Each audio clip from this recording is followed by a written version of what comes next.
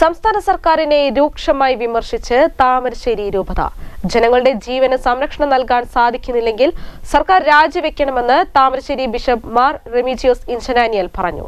മലയോര ജനത ജീവിക്കാനുള്ള അവകാശം നേടിയെടുക്കുന്നതിന് പോരാട്ടം ആരംഭിക്കുകയാണെന്നും ബിഷപ്പ്.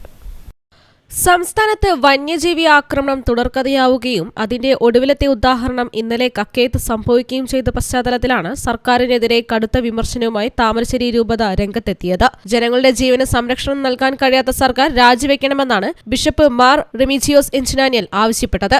സർക്കാർ നോക്കുകുത്തിയാണ് എന്നും അദ്ദേഹം ചോദിച്ചു.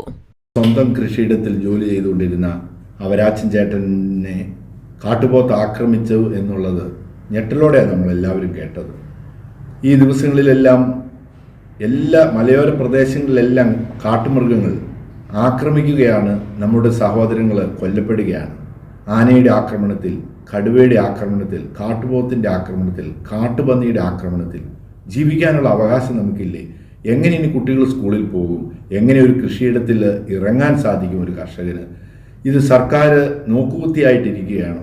എത്രയോ ശോചനീയമായൊരു അവസ്ഥയാണ് നമ്മുടെ ഈ കേരളത്തിൽ.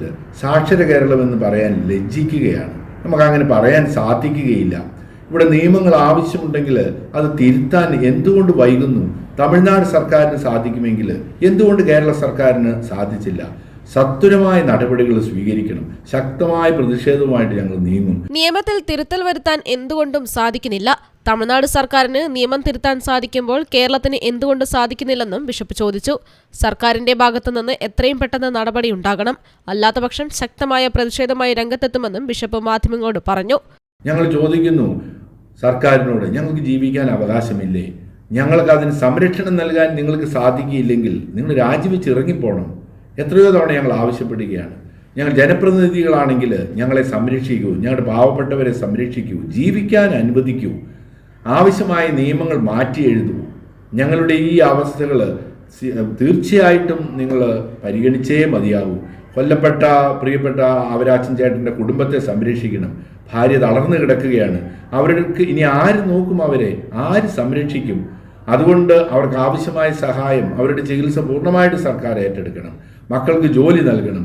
ആ കുടുംബത്തിനെ സംരക്ഷിക്കുവാനുള്ള വലിയ ഉത്തരവാദിത്വമാണ് സർക്കാരിനുള്ളത്. ഒരു കുടുംബത്തിൻ്റെ മാത്രം സംരക്ഷണം കൊണ്ട് പ്രശ്നങ്ങൾ തീരുമോ സർക്കാരെ? മലയോര ജനതയ്ക്ക് ജീവിക്കാനുള്ള അവകാശമുണ്ട്. ഇതിനായി എന്ത് ത്യാഗം സഹിച്ചും പോരാടുമെന്നും ബിഷപ്പ് വ്യക്തമാക്കി. കാട്ടുപോത്തിന്റെ ആക്രമണത്തിൽ മരിച്ച അബ്രഹാമിന്റെ കുടുംബത്തിന്റെ സംരക്ഷണം സർക്കാർ ഏറ്റെടുക്കണമെന്നും ബിഷപ്പ് മാർ റെമീജിയോസ് ഇഞ്ചനാനിയൽ പറഞ്ഞു. News bureau, Thamarassery.